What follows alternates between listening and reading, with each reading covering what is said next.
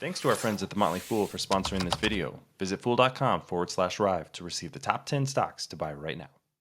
Rivian reported earnings after the market closed on Tuesday and had just a terrible day in the market on Wednesday. I'm recording just after the market closed and the stock was down over 18% today. There really wasn't a lot to like about this quarter. I'm just going to lead with that because I don't want to sugarcoat this. This is a stock that I actually bought recently, and it's been pretty disappointing what's happened in the EV industry. And there was one thing that really stuck out to me in earnings, something that I'm going to be keeping an eye on very closely this year, and that is the demand picture and actually the numbers that Rivian is reporting. So that's one of the things I want to focus on today in this video. My name is Travis Hoium. Thank you for watching RIV Investing. Please subscribe here on YouTube for more on Rivian and companies like it. Let's start with one red flag that I think investors should always look for in an earnings report.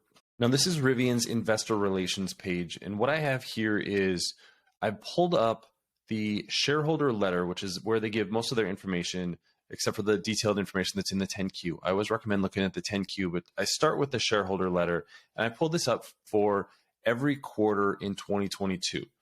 The first quarter, you see here, first thing they highlight on key highlights, over 90,000 pre-orders in the US and Canada as of May 9th. The second quarter, the first thing that they highlight in key highlights, 98,000 orders. So orders are going up. That's great news.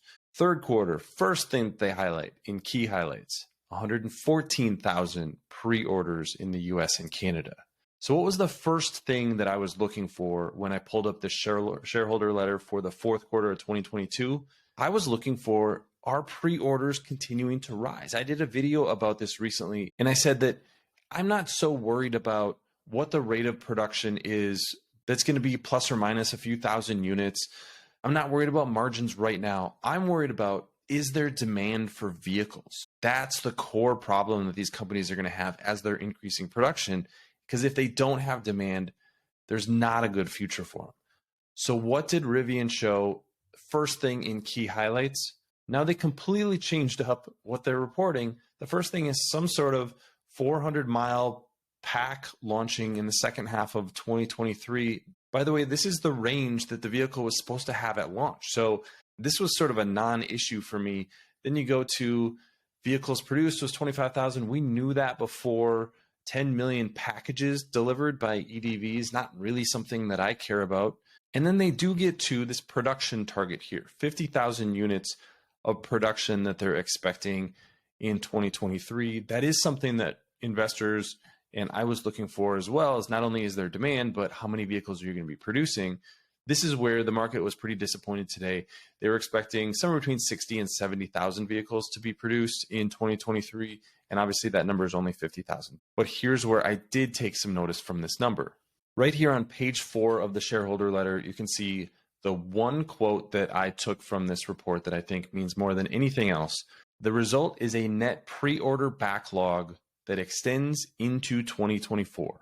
They don't say anything more than that, but they say that it extends into 2024. So if production is going to be 50,000 units in 2023 and they're going to extend into 2024, that means that pre-orders are somewhere over 50,000. But what they didn't say is that it was anywhere near what it was last quarter, which was 114,000 pre-orders. Now, this is shocking to me for a couple of reasons. One, it seems like pre-orders are in decline. That would be consistent with what we've seen at Lucid, who reported pre-orders declining a few thousand units, and they have a much smaller backlog than Rivian does.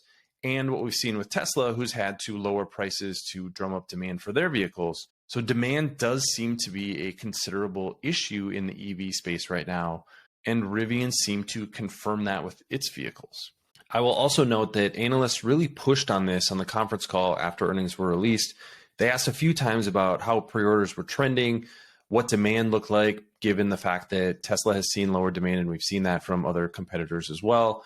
And management's just sort of glossed over it. And that was a really concerning trend to me because I think management has been less than forthcoming with a lot of information. As a reservation holder myself, it was really frustrating to continue to be moved back and forth when I was going to get a vehicle, what the pricing was going to be. You might remember in 2022, there was a big uproar when Rivian changed its pricing, raised prices, and had to walk that back for a lot of its longest reservation holders. Now, management did say that that would be a tailwind. Basically, as all those older reservation holders get their vehicles, they're going to be able to increase prices. But the question is there going to be demand for vehicles at that higher price? And that I don't think we have a really good answer to right now. And on that front, I actually have some news that I canceled my reservation for a Rivian R1S after this conference call. I think what we've seen with Rivian recently is that they've had a number of recalls.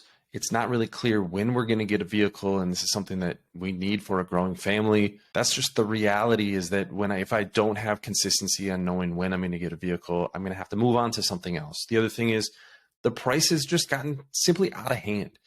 Almost $80,000 for a 7-seat SUV is double what you're going to pay for an internal combustion engine vehicle. This is at a time when something like a Tesla Model S or Model Y is going to be fairly competitive to, or even an ID4 is going to be fairly competitive to a similar sized internal combustion engine vehicle. So that's really where the market is trending, is that EVs are not necessarily all that much more expensive than traditional vehicles today.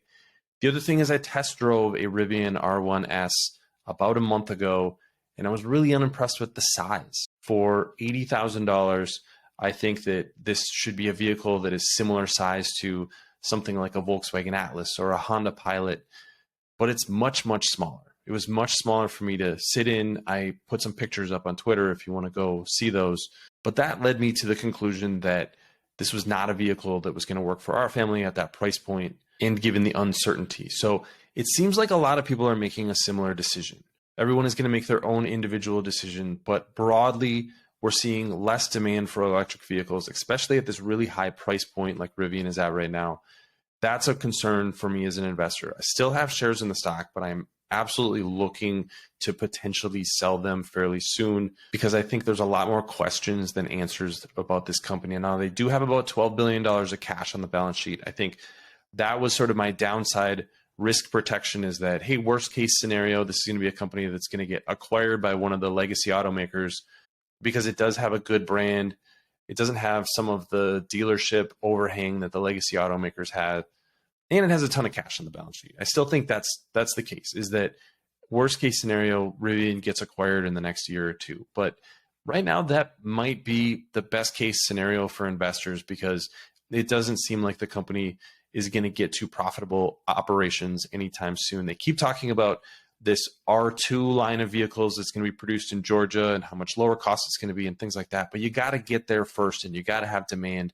I don't think we're seeing that with Rivian right now, and that's why I'm concerned as an investor. But what do you think? I'd love to hear your comments in the comments section below, and share this video with anybody who would be interested in learning more about Rivian. Subscribe to RIV Investing here on YouTube. Thanks for watching, and I'll see you here next time.